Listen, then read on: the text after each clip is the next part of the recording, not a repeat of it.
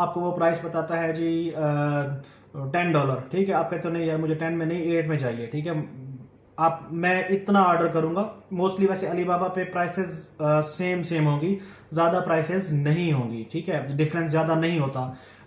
19-20 का कह सकते हो या 18-20 का कह सकते हो, इतना डिफरेंस होगा, इससे ज़्यादा नहीं होगा। लेकिन आपने निगोशिएट लाजमी करना है। 100 आप उसको शुरू में बोलो जी मुझे 500 यूनिट चाहिए, ठीक है, उसकी प्राइस दो, वो आपको उसकी प्राइस देगा। फिर आप उसको बोलो जी मुझे 200 यूनिट चाहिए, उसकी प्राइस दो। फिर आप उसको बोलो जी 100 यूनिट चाहिए, उसकी प्राइस दो। तो आपको वो डिफरेंट प्राइसेस देगा। कभी भी कोई भी सप्लायर आपके साथ मिसबिहेव नहीं करेगा। आपको ये नहीं बोलेगा कि यार आप मुझे तंग कर रहे हो, ठीक है, या मुझे आप मेरा टाइम वेस्ट कर रहे हो। इसका MOQ 100 पीसेस है, तो आपने यहाँ से देख लिया ये 100 पीसेस से कम में ये काम नहीं करता।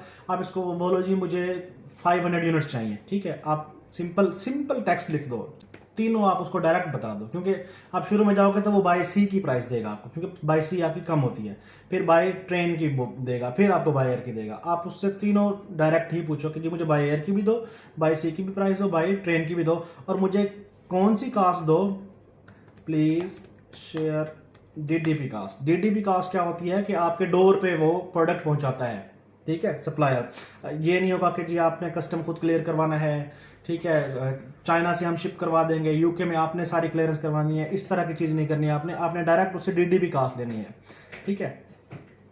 और उसके बाद आप इसको डायमेंशन भी बता सकते हो कि मेरी प्रोडक्ट की डायमेंशन ये है, लेकिन आपकी डायमेंशन ये है, तो आप इसको चेंज करके मुझे ये बताओ कि इस टाइप की प्रोडक्ट मुझे बना के दोगे, तो वो आपको प्राइस शेयर कर देगा।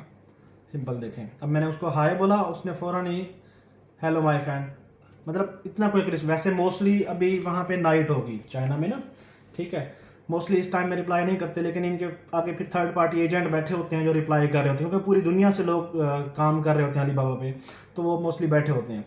तो आपने क्या करना है, ज़्यादा से ज़्यादा टाइम देना है आपने चाइना के टाइम के मुताबिक, जब आप चैट कर रहे हो उनके साथ, ठीक है।